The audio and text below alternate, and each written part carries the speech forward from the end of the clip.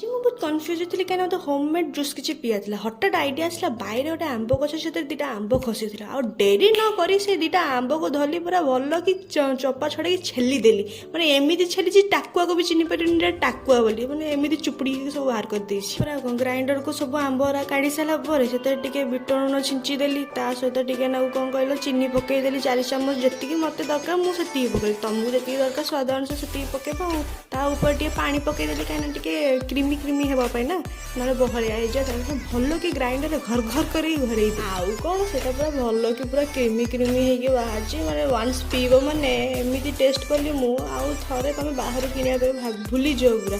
ତ ମୁଁ ଆଉ ଡେରି ନ କରିକି ଆଉ 2 ମଗ ବନେଇଦେଲି ଜାର୍। ତାପରେ ଟିକେ ଭଲ କି ଗ୍ଲାସ୍ରେ ସର୍ଭ କରିଦେଲି।